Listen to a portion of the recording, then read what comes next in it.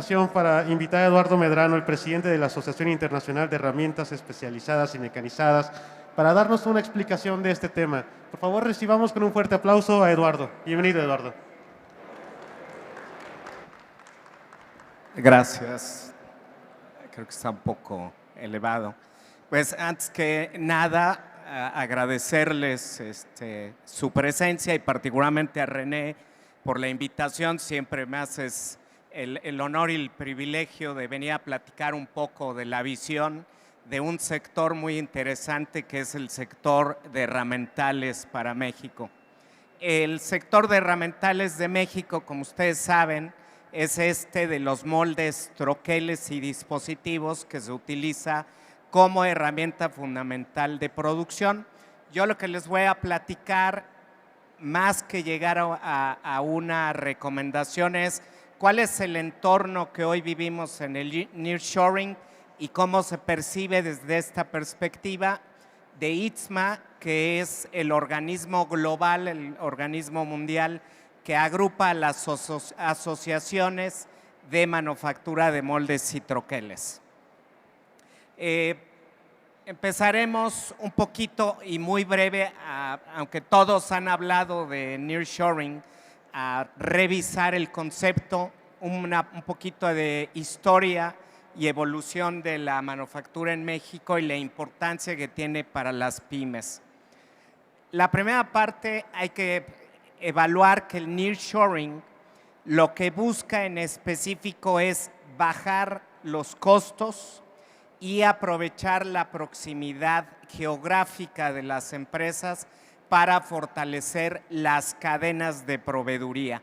México definitivamente está siendo el país que está capturando esta tendencia, particularmente en el mercado en Norteamérica con Estados Unidos, y vamos a ir revisando en la perspectiva que tenemos del sector y del área de manufactura de herramientales, cómo vemos el progreso.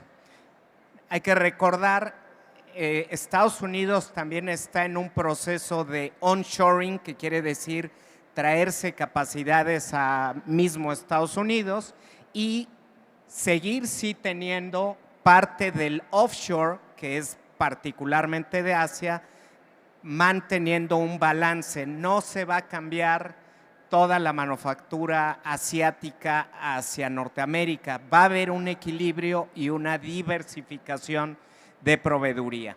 Hacer una breve historia, el nearshoring es nuevo para México, no lo es. Hemos vivido desde 1980 un proceso de mayor industrialización en México que se viene a catalizar con el Tratado de Libre Comercio en 1994. Después, durante todo este proceso, particularmente entrando en el 2010, vimos un impulso muy fuerte de la manufactura y ya empezábamos a ver este efecto de repensar la manufactura en Asia para traerla a México. Viene el COVID y hace evidente la fragilidad que hay de tener toda la producción en Asia. ¿Qué pasó durante el COVID? Paramos la producción de plantas porque había intercambio de mercancías, había intercambio de personas y eso puso un candado que definitivamente aceleró el nearshoring. ¿Quiénes fueron los que más se impactaron? Pues lo vimos desde la parte logística, pero hubo muchas empresas de manufactura, no nada más de automóviles, de electrodomésticos, de insumos médicos, de dispositivos médicos, que pararon totalmente una fluidez de operaciones que comprometió a toda la cadena de suministros. Y finalmente, bueno, pues se ve muy prometedor, pero hasta dónde es realmente este futuro prometedor. En México hay identificadas alrededor de 500 empresas, talleres de manufactura de moldes y troqueles. Este es un mapa del clúster de herramientales de Nuevo León, donde ubica todas estas empresas, que la mayoría son empresas de 10 a 50 empleados y todas ellas basan su modelo de negocio en un modelo de agregar alto valor a través de la manufactura de aceros, la aportación de ingenierías para hacer el diseño de un molde y finalmente la transformación a una máquina de hacer componentes. ¿Cuál es la importancia del nearshoring para las pymes? En general es un acceso a nuevos mercados. No nada más es cuánto van a alcanzar a producir de componentes o de piezas o de moldes para el mercado local, sino también cuánto los expone a vender sus componentes y sus moldes en otros mercados como es Estados Unidos y Canadá. Ellos van a poder o podemos hoy reducir costos porque ya vemos que hay empresas que están fabricando otros productos que hace 10 años no fabricaban en México. Un ejemplo es la cantidad de empresas que hoy se han venido a hacer inyección de aluminio de alta presión. Vemos esta combinación de empresas europeas, japonesas, chinas, y que finalmente esto va a acercar los insumos al mercado. Una proximidad cultural y geográfica, si bien habíamos visto una desventaja con los asiáticos, hoy en México pues estamos muy unidos con Norteamérica. La mejora de cadena de suministro, ventajas competitivas, el impulso de la economía local, porque además de los empleos que se crean para la manufactura, alrededor de los talleres hay acciones y hay tareas que se desarrollan de manera directa, además de que este nearshoring, al traer nuevas empresas, nos eleva el estándar tecnológico en nuestro país. Por tanto, nuestras empresas se tienen que poner a ese nivel. Hoy para México, el nearshoring representa una de las oportunidades estratégicas de crecimiento más grande que habíamos tenido en mucho tiempo y tal vez en el futuro. ¿Cómo lo vamos a capitalizar? Es lo que vamos a revisar. Lo primero es saber cuál es nuestra posición estratégica dentro del nearshoring, el crecimiento tras la pandemia y el papel de las pymes en la economía. Hay que reconocer, y a lo mejor se ha hablado en noticieros y en algunos foros, que nos ha faltado mayor contundencia para capitalizar esas oportunidades de nearshoring.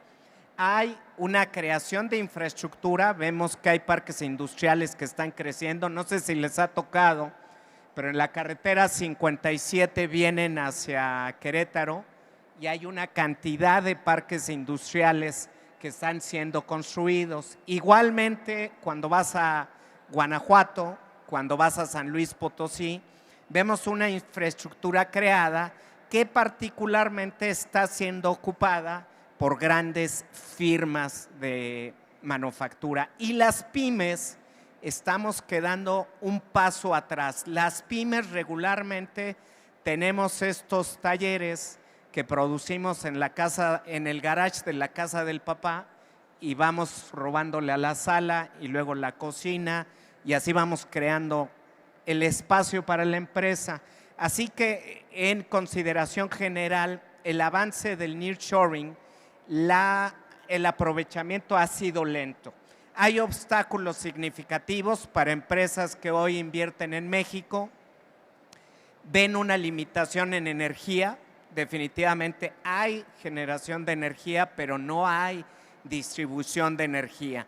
Estamos viendo ya limitaciones en las que operaciones importantes empiezan a valorar si se establecen en México o si se establecen al sur de Estados Unidos ante la falta de certeza de que haya un suministro de energía efectivo y también en función del Tratado de Libre Comercio que sea energía limpia. ¿Hay un potencial de crecimiento? Lo hay. En sí mismo el nearshoring representa un 3% de crecimiento del Producto Interno Bruto en México. ¿Esto cuánto significa? Pues es cuánto crece en México la economía cada año. Así que aquí hay una oportunidad, pero está siendo retada nuestra capacidad para poder lograrla. Y finalmente, diría yo que para lograr capturar todo el nearshoring, tendríamos que duplicar nuestra capacidad productiva en manufactura. ¿Podemos? ¿Tenemos la capacidad instalada? No. ¿Tenemos el personal calificado? Ahí vamos. Dentro del crecimiento del nearshoring están estos elementos que hemos observado. ¿Hay inversiones adicionales? Sí. Hay proyectos de parques industriales. Hemos aumentado en 6 millones de metros cuadrados la capacidad para albergar operaciones de manufactura, y México podría alcanzar en conjunto del nearshoring un crecimiento del 4% anual, duplicando casi nuestras exportaciones. ¿Pero qué tenemos que hacer para capitalizar? Bueno, pues tenemos que adelantarnos un poquito al futuro y hacer que hagamos cambios en nuestras empresas, en nuestro gobierno, en nuestra administración, para poder adoptar los cambios globales y apoyar el crecimiento sensible y equitativo. En México ha habido 174 anuncios de inversiones que equivalen a 76,000 millones de dólares. Se estima, por ahí Forbes estimó en uno de sus artículos el año pasado, que todavía estamos por recibir más de 60,000 millones de dólares en inversión directo para el nearshoring. ¿Cuánto de esto realmente vamos a poder bajar hacia las pymes? Esto es información de la Secretaría de Economía. No cabe duda que la inversión extranjera ha crecido significativamente. ¿Es este el mismo crecimiento que vemos en nuestras empresas, en los talleres, en las pymes? A lo mejor no, porque nos estamos limitando en función de la capacidad. ¿Quién invierte en México? Pareciera que China y Asia invierte mucho en México. La realidad es que no. Estados Unidos, España, Argentina y Canadá son los principales inversores en manufactura en México. Ahora, ¿cuál es el juego de las pymes? Las pymes emplean el 70% de la población activa de México. La población que puede trabajar, el 70% está con pymes. Por tanto, somos el sector económico que más genera trabajo. Y el trabajo de las pymes, llámese desde manufactura, minería, servicios, aporta el 50% de los ingresos en México. La oportunidad de integrarse en cadenas de suministro es el espacio donde los talleres y las pymes debemos estar buscando siempre poner en mente o como objetivo que insertarse a una cadena de valor o cadena productiva lo que nos va a poner es que hagamos respuestas rápidas y a bajo costo. A través de esta plática rápida vamos a revisar 3 temas. Se centra en costos, tiempos rápidos de respuesta, de logística, de manufactura y también de innovación. Si estos 3 elementos no los tenemos, muy difícilmente las empresas pequeñas y medianas van a poder capturar parte de la oportunidad que el nearshoring trae a México. ¿Cuáles son los desafíos y oportunidades de las pymes? Y creo que ustedes me van a confirmar esto. Uno, es la necesidad de profesionalizarse. Hay talleres que tienen operaciones y procesos muy manuales, muy básicos, que definitivamente cuando viene una empresa a quererle comprar sus productos, la va a calificar con una baja probabilidad de ser un proveedor. Acceso a financiamiento, aunque hay un financiamiento de gobierno con AFIN, aunque hay financiamiento bancario, son muy caros. Así que las empresas, si se quieren actualizar tecnológicamente, tienen que buscar otras alternativas. Y parte de este reto que viene para las empresas también viene con la oportunidad de entrarle a otros mercados. Si típicamente pensábamos que un taller, que una pyme tiene que dedicarse a la automotriz porque es lo que hay en México, hoy hemos visto el crecimiento, por ejemplo, de la industria médica. La industria médica en dispositivos y productos médicos está siendo extraordinariamente efectiva y creciendo muy rápidamente. ¿Qué estrategias para prosperar de las pymes debe haber? Uno es que se tiene que cambiar el pensamiento de la capacidad tecnológica. Si tenemos máquinas manuales, si tenemos maquinaria obsoleta, que aunque pensemos que es más barato operar, la realidad es que hoy tenemos que ponernos al nivel de empresas asiáticas que hoy están totalmente automatizadas, que tienen procesos totalmente estructurados y robustos. Invertir en capital humano, y aquí es donde empezamos a pasar saliva porque decimos, es que si no hay escuelas de formación, ¿cómo le voy a hacer? Si no hay gente, hoy llega Tesla a Nuevo León y la gente en general, el gobierno, celebró una inversión que iba a generar 5,000 empleos. Pero del otro lado, empresas como Nemac, empresas como Sisamex, que están instalados en Monterrey, les da miedo porque dicen, si va a haber el requerimiento de 5,000 personas, seguramente empleados que yo he tenido que formar por muchos años, se van a ir a esta empresa. Así que parte de esto es cómo vamos a generar de manera virtuosa procesos de invertir en capital humano y finalmente yo diría es cómo aseguramos la calidad de nuestros productos. Dentro del ambiente de los moldes, cuando hablamos con asociados, regularmente se quejan, ¿no? Dicen, es que la industria no me da la oportunidad de venderles mis productos. Pero cuando empezamos a hacer un comparativo de un ejercicio que Ford Motor Company hizo con 64 talleres, veíamos que los tiempos de entrega eran mucho más elevados e inconsistentes, pero también los controles de calidad eran mucho menores de un benchmark o un comparativo asiático a los que tenemos en México. Definitivamente el nearshoring va a transformar el paisaje económico de México y tendremos que adaptarnos y superar todos los desafíos que hay. ¿Cuáles son las oportunidades que tenemos y que yo diría que es donde centraría yo el corazón de esta presentación? Todas las pymes tendríamos que trabajar, uno, en cumplimiento de normas y reglamentos que son compatibles de manera internacional, ¿no? A veces decimos, bueno, ¿para qué quiero un ISO 9000? ¿O para qué quiero un ATF en industria automotriz? Bueno, porque esta certificación le permite a mi cliente tener confianza que lo que voy a producir va a estar bien hecho. Si no hay este cumplimiento de normas y decimos, bueno, pues yo cumplo con la norma de mi mujer porque es la que me pone el horario de entrada, cuánto tengo que trabajar, pero no hay la conducción formal y profesional, nos vamos a quedar con ver las oportunidades de nearshoring y no capitalizarlas.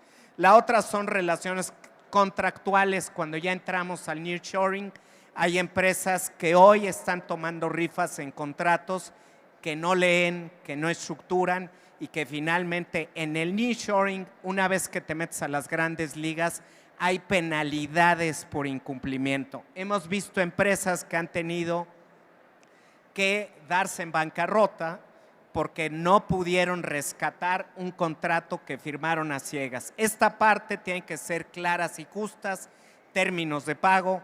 La gestión de la producción tiene que ser de alto rendimiento, con alta calidad y finalmente toda la estrategia de mejora. No podemos aspirar a tener parte del negocio del nearshoring si nuestras empresas siguen siendo estos talleres chiquitos para las necesidades de reparación y mantenimiento de las empresas. ¿Qué otros elementos hay en preparación o digamos una configuración temprana de las empresas? Hay que tener una propuesta de valor, una posición negociadora. Si mi empresa no tiene productos que se diferencien, si yo produzco con el mismo nivel de tecnología que los 20 vecinos que tengo afuera, si yo compito con tiempos de entrega más largos que lo hacen mis vecinos, pues no tengo posición negociadora más que el puro precio. Cuando lleguen a pedirme un contrato, lo único que me van a pedir es descuento, descuento y más descuento. Así que hay que aumentar el poder de negociación, no a través de una estructura de costos, sino más bien a través de un valor único y diferenciado, y diversificar clientes y mercados. Si me meto únicamente a la automotriz, me voy a meter a los 180 días de pago que hace la automotriz y tal vez esté perdiendo la oportunidad de hacer ventas en la industria médica que me pagan a 30 días e incluso hay clientes que pueden pagar por adelanto la producción cuando viene crítica.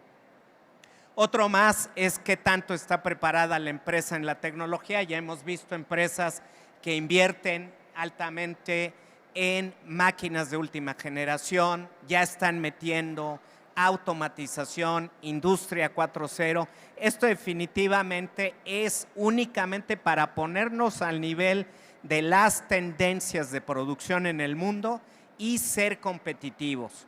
Si queremos capturar parte de la digamos, de toda esta confluencia de generación de trabajo del nearshoring, pues tenemos que ponernos a lo que hoy los proveedores de las empresas están haciendo en Asia, en Japón y en Europa. Y finalmente es la optimización de la cadena de suministro que va ligado con esta parte. Uno es una configuración estratégica donde hago lo que mejor me sale hacer y lo que es accesorio mejor lo mando afuera. Mejorar en la competitividad compartiendo recursos, conocimientos y acceso con algunos socios o asociados. Unos claros ejemplos, el clúster de herramientales en Monterrey, que hoy alrededor de 60 empresas se unen para fabricar herramientales y consumir herramientales. ¿Qué hicieron? Entre diferentes empresas empezaron a complementar, más que una comprar todas las máquinas para hacer un molde, se empezaron a repartir el trabajo, unos que hacían el portamolde, otro que hacía los botadores, otro que hacía las cavidades y alguien más que prueba el molde. Únicamente así puedes hacerlo. El reto financiero para las pymes es muy alto y tenemos que aprender a trabajar en asociaciones y en clústeres. Necesitamos buscar que estas asociaciones busquen como parte principal la reducción de costos y la reducción de tiempos de fabricación, ser ágiles y resilientes. Hoy vemos un cambio, no sé si lo han notado, pero primero vino toda la parte de motor de combustión interna y todo el mundo empezó a prepararse para partes de combustión interna. Ahora vienen los vehículos eléctricos, ¿no? Y ahora las empresas son retadas porque hay que preguntarse si tienen la capacidad para hacer esas partes de vehículos eléctricos. ¿Y qué creen? Que ya íbamos para allá y hoy nos cambian la jugada. Ya no van a ser eléctricos, ahora parece ser que va a ser más por los híbridos. Pero ¿qué pasa con los cambios de modelos? Los cambios de modelos que antes eran cada 5 a 8 años, hoy los vemos cada 6 meses, cada 10 meses. Empresas que no tengan la resiliencia y sobre todo la agilidad de adaptar esos cambios van a quedarse tal vez en el mismo tamaño. Mi opinión es que las pymes van a tener un escenario muy favorable que sin hacer nada van a poder subsistir. Pero aquellas que realmente empiecen a invertir en asociarse, en complementarse, en innovar, van a poder capturar, crecer, capitalizar y ganar dinero del nearshoring. Parte de un cambio también de paradigma es cómo generamos una capacidad exportadora y una competitividad global. En esta parte, a veces estamos muy enmarcados en un ambiente en el que producimos para el mercado local. Decimos, bueno, mi vecino que vende figuras de plástico, su estándar de calidad es menor. Hoy con el nearshoring, la posibilidad de las pymes es un mercado global. No nada más es lo que vamos a capturar de lo que se genera en México, sino que tengamos que tener en mente que nuestra infraestructura, nuestros procesos, nuestro modelo de negocio tiene que competir ahorita no con las empresas locales, sino extranjeras. En México, el 59% de las empresas exportadoras son pymes. Voy a ir por acá. Los retos que estamos enfrentando, y para ir un poco cerrando esta plática general, tenemos carencia de una política industrial y tenemos que integrarnos más con cadenas de valor. Los costos laborales y de capacitación están siendo ya movidos, tenemos que mantener esos costos, tenemos que ser creativos y poder generar el talento dentro de nuestras propias empresas. Y finalmente, la innovación y la tecnología es fundamental para lograrlo. Evolución en Moldes, una de las empresas más reconocidas de herramientales en México, recientemente recibió el premio como la empresa del año de manufactura de moldes por dos elementos particulares. Uno, su nivel de implementación de tecnología de innovación, y la segunda es que ellos desarrollaron un modelo en el que la capacitación del personal les resultó menos problemática. ¿Y cuál fue? En lugar de ir afuera a buscar empleados, ellos los forman de universidades, tienen fondeo para hacerlo y es la inversión más efectiva que tiene. Otro de los retos, ya lo hablamos, es la infraestructura eléctrica. México va a tener que entrar, y es un tema gubernamental que no le corresponde a las pymes, pero sí hay que presionar desde las asociaciones y los grupos para que pueda esto ser efectivo y en ningún momento limite la inversión de empresas extranjeras a establecerse en México. La infraestructura logística, y yo diría seguridad en México, carreteras, vías de transportación que finalmente aseguren que las mercancías circulen en el mercado en Norteamérica de manera efectiva. Se lo saben muy bien, que es la burocracia. Queremos un gobierno que sea mucho más sencillo para apoyar a las empresas, y en esta parte hay una tarea que se va a tener que elaborar en el marco regulatorio y de menor burocracia, incluso dentro de las mismas empresas. Les platico rápidamente de 3 casos exitosos. Este es una empresa orgullosamente mexicana. ¿Quién de ustedes conoce la marca 7 Leguas de los pantalones? El de los tequilas, ese sí, casi todos, ¿no? Bueno, esta empresa vio la oportunidad en 2018 de la industria automotriz y empezó con 2 máquinas. Empezó con 2 maquinos para hacer cabezas de cilindros. Hoy esta empresa tiene más de 200 empleados, más de 50 máquinas para hacer fundición de aluminio automotriz y mecanizado de autopartes centrado para vehículos recreativos, particularmente es BRP. Dentro de esta parte, ellos lograron atraer la confianza del cliente consiguiendo una certificación ISO y están en proceso de obtener la certificación ATF. Si ustedes lo ven, en 6 años esta empresa es líder de tecnología y calidad, que hoy ha capitalizado de una empresa en el 2018 de 2 máquinas, hoy a una empresa de 50 máquinas y 200 empleados. TDI, una empresa de manufactura de productos médicos, particularmente implantes ortopédicos, rodilla, cadera, incluso tornillos, por ahí se ven esos tornillos, son tornillos para fijar placas craneales. Imagínense una empresa mexicana que llega a este nivel de manufactura. Ellos empezaron un taller pequeño, hoy son más de 200 empleados, pero su apuesta ha estado en 3 niveles: tecnología, capacitación y certificaciones. Profesionalizaron a la empresa y hoy son uno de los proveedores número 1 del sistema de salud mexicano y competencia del sistema de salud en Estados Unidos. Por último, una de las empresas más emblemáticas en herramientales, Integrity, llega en el 2000 para reparar y dar mantenimientos a moldes.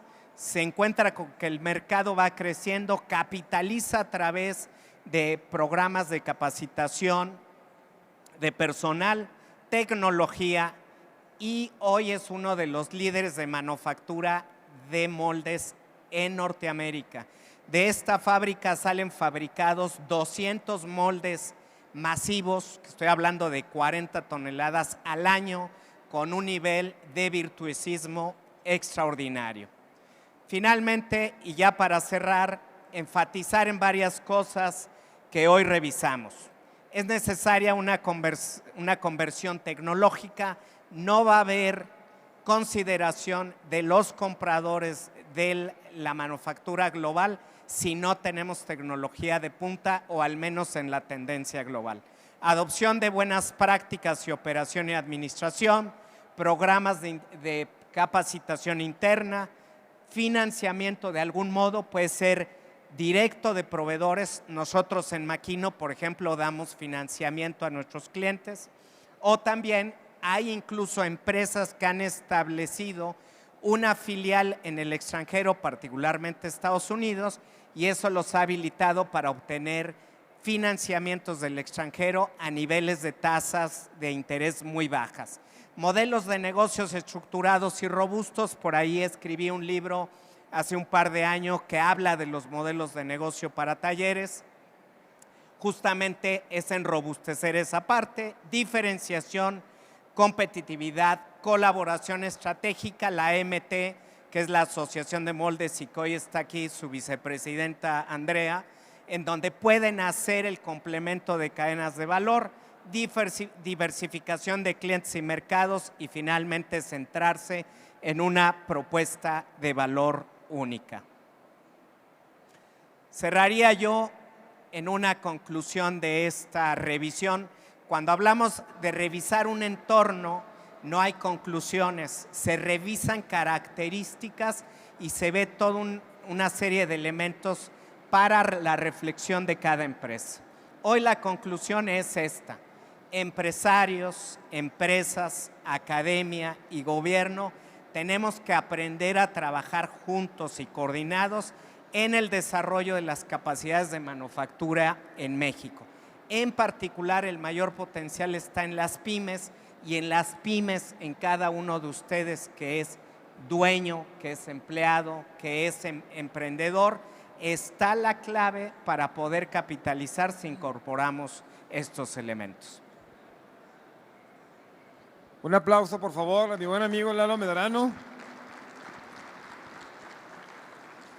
Y bueno, la verdad es que está Lalo en un sector en el cual lo que vean aquí, cualquier cosa, hubo un molde detrás de él. Y algo que a lo mejor no sabemos mucho de nosotros es que Lalo, aparte de ser mi compadre, él fue el creador, o uno de los creadores, bueno, fue el de la idea, de la Asociación Mexicana de Manufactura de Moldes y Troqueles, donde posteriormente fue presidente nacional, le dio un impulso muy grande. Yo lo conocí un año antes de ser presidente, cuando era secretario. Hicimos trabajos muy padres, y de hecho ahorita nos acompaña mi buena amiga Andrea Alarcón, que es actualmente vicepresidenta de la AMMT. Entonces, cualquier asunto que traigan ustedes con herramientales, moldes, troqueles, bueno, pues aquí Lalo es el experto y les invito a que busquen a la MMT. Hay un mapeo, trabajamos en un mapeo para identificar perfectamente, tenemos la información de las capacidades que hay en México para la manufactura de moldes, troqueles, sabemos hasta qué toneladas podemos hacerlos y sabemos decirles también lo que no hay, para no andarse haciendo pendejos, ¿no? Pues si no hay, ya es una buena respuesta, ya sabes que te lo tienes que traer de China o de cualquier otro lugar. Entonces vamos a darle un fuerte aplauso con el reconocimiento a mi buen amigo Lalo Medrano. Gracias René, como siempre.